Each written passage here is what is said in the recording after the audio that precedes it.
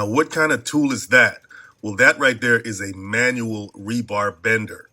So what is rebar? Well, rebar is short for reinforcing bar.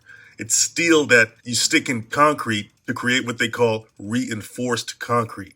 Think of it like this. If concrete was the body, rebar would be the skeleton. Most rebar is made from recycled steel. And guess where that steel comes from? 98% of it comes from old cars, appliances, and demolished buildings. When you think about the concept of recycling, rebar is definitely up there in the top 10. Not only is it a sustainable practice, but rebar is just plain strong. So if you look at a piece of rebar, it's not just a straight bar of steel. It has ribs on it. It's kind of bumpy. It has these patterns on it, but that's for a reason.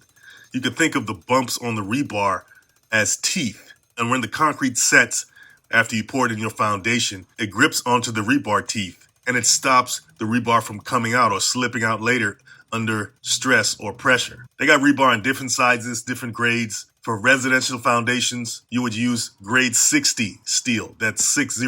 And that can handle 60,000 pounds of tension per square inch. And despite it appearing as a hard piece of steel rod, it does have flexibility to it. It has to have some. That flexibility will allow it to handle things like earthquakes or when the ground is settling without it snapping. So rebar is the perfect mix of flexibility and strength.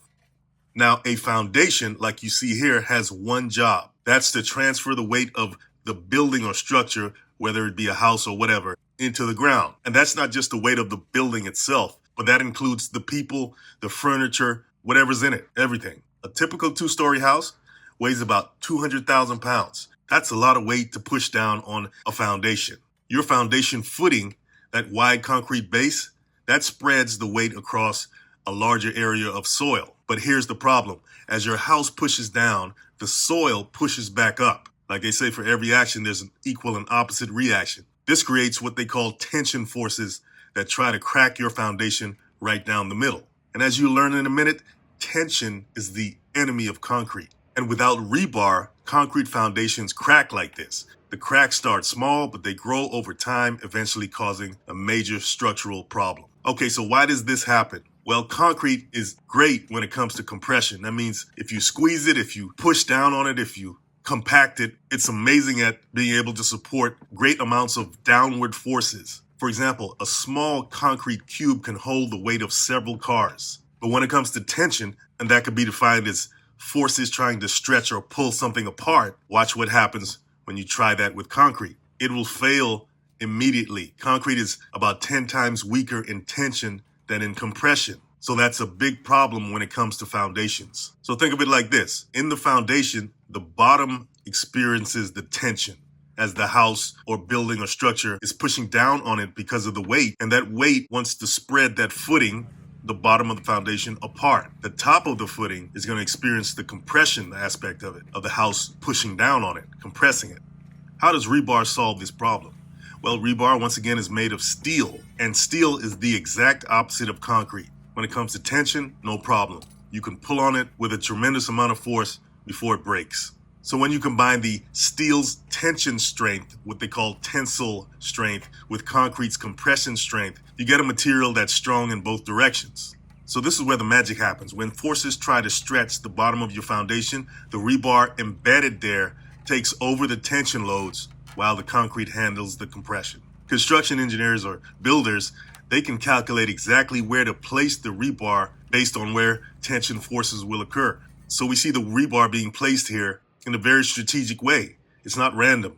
Every bar has a specific job. In a typical foundation, rebar forms a grid pattern. So bars running lengthwise handle tension from the house, trying to spread the foundation, while crosswise bars distribute loads evenly. Let's walk through how rebar gets placed in a real foundation. First, the excavation is complete and concrete forms are set. The bottom layer of rebar goes in first. These rebars are typically number 4 or number 5 rebar, and they're spaced about 12 to 18 inches apart in both directions. And then they have what they call plastic chairs, and they lift the rebar off the ground. And these chairs make sure that the rebar ends up in the middle of the concrete, not at the bottom where it's not that effective. Every section of rebar gets tied with wire, and this keeps the bars in position during the concrete pour and creates a rigid grid.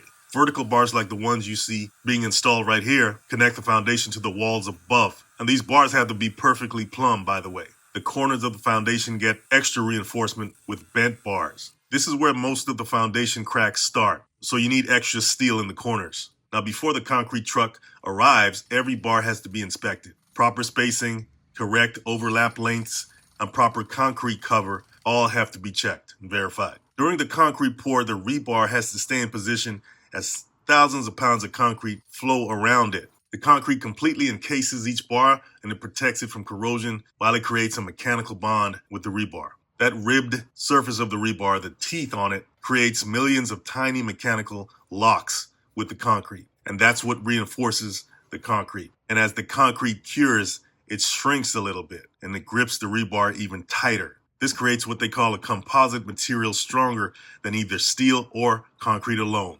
So what would happen if you didn't have rebar at all, or rebar was installed improperly? That's when the foundation failures start to happen in structures or homes built without proper rebar. It'll start as a small hairline crack and then it'll become major structural damage. Think of a crack in a windshield. It's small in the beginning, but over time it gets larger and larger until you can't help but notice how big it is. Well, in the case of rebar, without it, foundations can't handle when the building settles. One side will settle more than the other, and that causes even more cracks to grow in your foundation. And what does that mean? Well, foundation cracks, they let water in. They cause basement flooding, mold growth, all kinds of structural damage. And if you got to fix the failed foundation, that can cost $20,000 to $50,000 or even more. In extreme cases, you can't even live in the house anymore or use the building anymore. It becomes uninhabitable. Proper rebar installation prevents all these problems. The steel reinforcement allows the foundation to handle the settling, the seasonal movement of what's called a long-term load. That's the building or structure. So the next time you see rebar being placed in a foundation, remember, those steel bars aren't just following building codes. They're the invisible insurance policy that keeps houses standing for generations.